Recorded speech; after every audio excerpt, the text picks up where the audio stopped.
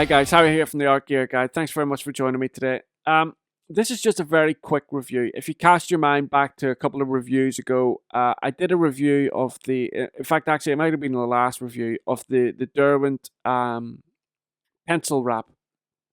Now, I was showing you different things that was inside that pencil wrap, and two of the things that I mentioned was the Derwent Blender Pens. Now, um, I said in that review that I would possibly review these pens and let people know about them, but I didn't expect to get a lot of people actually asking me to do a review about these pens, but I received a phenomenal amount of requests for them. So I thought it would be a really good idea to do it because I thought maybe perhaps more people would know about them.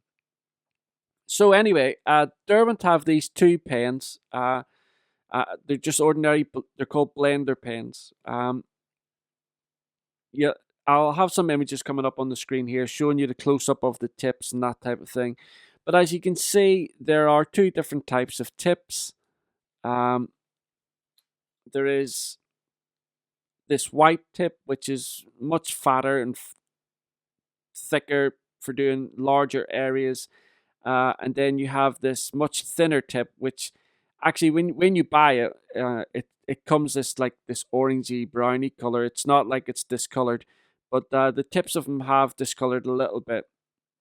And now, basically, one of the reasons why I find these two products really, really handy is because if you're a color pencil artist and you're out and about and you bring, say, like the pencil wrap that I showed you, or even the Derwent carry bag, or any other thing like that, and you're out and about, you lift out your sketch pad and you're doing a little bit of coloring in or whatever.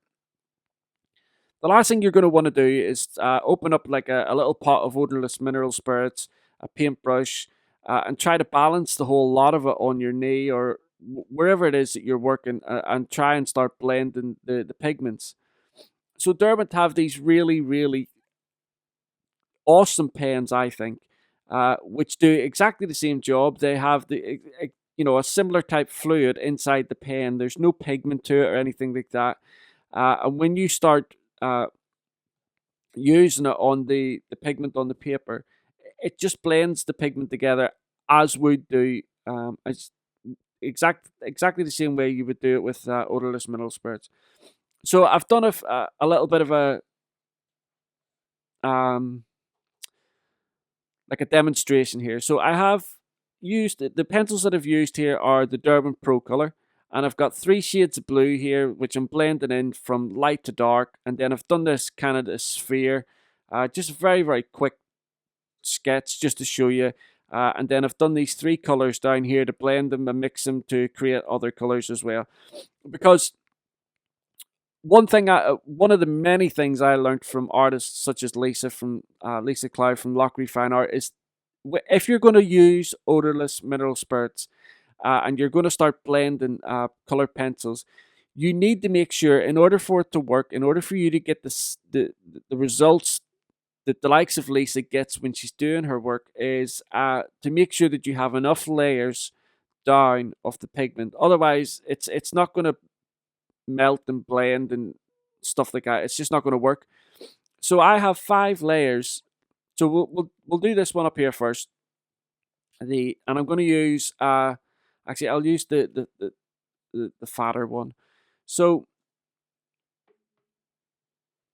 all I'm going to do is I'm going to blend light. Obviously, it's better if you're using something like this to blend from light into dark, because if you go dark to light, then you're pulling your darks into your lights. So I hope. Let me try and zoom in a little bit here. Okay, I hope that's better. But you can see I'm actually using some Strathmore mixed media paper here in one of the pads, the visual journals that Strathmore do. So like I say, I've got 5 layers of each blue here, and I'm going to just blend them in with this Derwent blender. Now, the aim of this, oh, I've got a bit of green there. Sorry. One of the things that you must do is once you have used this pen and you're you're blending pigments or something like that, you need to clean it up, like I didn't do. You need to clean it on a scrap piece of paper. So anyway, I'm going to blend the pigments, and but the main attraction with these pens is the ease of use. You know, you're still gonna you're not you maybe don't get exactly the same type of results as you would do with um, odorless mineral spirits. You perhaps don't have the same control that you would do with a paintbrush, but nevertheless, it's still going to give you it's still going to allow you to blend the pigment into the paper and then layer over the top of what you've already done on the paper. So I'm hoping that you're going to be able to see the difference here. Like I say, it is slightly trickier to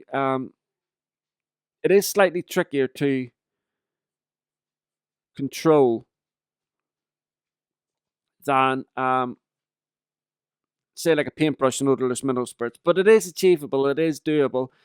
Uh, I personally don't use a lot of odorless mineral spirits or anything like that whenever I'm doing uh, stuff like this. But what I'm going to do now is I'm going to use this thinner pen and do the sphere. So again, I'm going to work from the lights. Hopefully I've cleaned the pen sufficiently. And I'm just going to work in circles out. Obviously, you can see there I haven't done a very good job of that.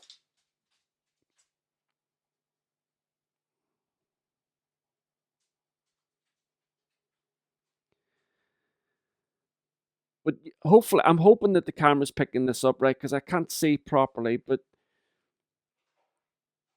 I can definitely see that the pen is melting the pigment. It's allowing me a little bit of control there to blend it all into each other.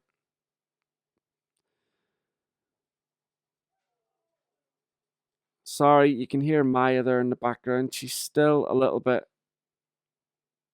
grieving for Yukona.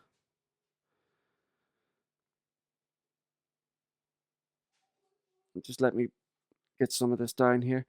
And like I say, it is important that when you use these pens that you wipe off the excess pigment, because when you go back into your next color, you will bring your previous pigment over with it.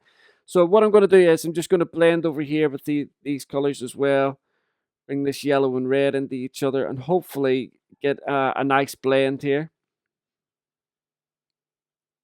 to give us like an orange. And I'll use this bigger pen for the blue and green. Sorry, the blue and yellow here. Again, trying to wipe off some excess pigment here, and then blend these into each other. And you can see there that it does. It definitely works. You can see it blending and pulling all the colors out and stuff like that, which is exactly what you want. Again, wiping off the excess. And that's really about it, guys. That's as simple as these pens are. But that's exactly, that's exactly their beauty, their simplicity, their ease of use, and they are incredibly inexpensive to use. I think personally, whenever you're out and about and you're doing stuff, they are a fantastic little tool to have on you, to take with you. And it's, no bother at all just sticking it in a bag or anything like that. Anyway, guys, I'll have some more information about the pricing and stuff like that over in the Art Gear Guide, as always, on a little written review that I have of these pens. But thank you so much for watching this review, and I look forward to seeing you again next time. Don't forget, you can follow me on Facebook and Twitter and Instagram. The links for that will be down below. Or go across to the Art Gear Guide and you can follow me over there as well. Thanks very much, guys. Bye.